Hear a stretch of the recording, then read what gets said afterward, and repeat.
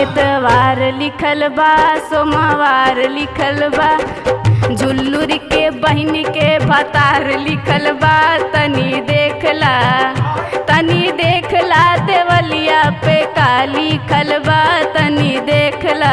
तोहर छोटकी बहनिया छिनार भतार खोजे गलियन में। तोहर छोटकी बहनिया छिनार भतार खोजे गलियन में। झुल्लुर के बहिनी के चूटा धरे चमचूटा धरे उनसे ना छूटे जाके झुल्लुर से छोड़ावे चमचूटा। चमचूटा बड़ा परेशान करेला चमचूटा।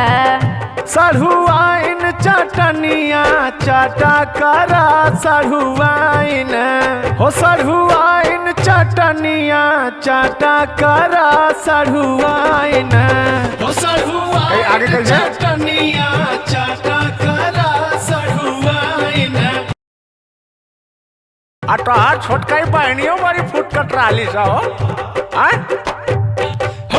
तोहर छोटकी बहनिया छिनार भतार खोजे गलियन में। तोहर छोटकी बहनिया छिनार भतार खोजे गलियन में। तो तू हो गरियादा हाँ तनी ताकला देवलिया पे काली खलबा तनी ताकला। एतवार लिखल बा सोमवार लिखल बा।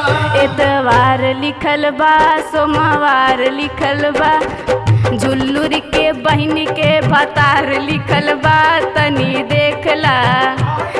देखला देवलिया पे काली खलबा तनी देखला।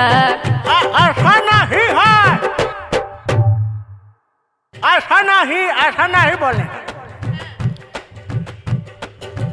पर सुनने का मैं तुमको गाली दूं तो तुम मेरे को गाली देने का भी नहीं है। सुनने का मैं सुनाता हूँ सुनने का। सहन रखिया सुने। हाँ सहन रखेगा। अरे चाटा सढ़ुआइन चटनिया चाटा करा सढ़ुआइन हो सढ़ुआइन चटनिया चाटा करा सढ़ुआइन हो सढ़ुआइन चटनिया चाटा करा सढ़ुआइन हो सढ़ुआइन चटनिया। ऐसे चलबू माटक जिया करी धक्का धक सढ़ुआइन हो सढ़ुआइन तू लेबन चूस चाटा करा सढ़ुआइन हो सढ़ुआइन चटनिया ऐसे बहुत बढ़िया सढ़ुआइन। झुल्लुर के बहिनी के चूटा धरे चमचूटा धरे उनसे ना छूटे जाके झुल्लुर से छोड़ावे चमचूटा। चमचूटा बड़ा परे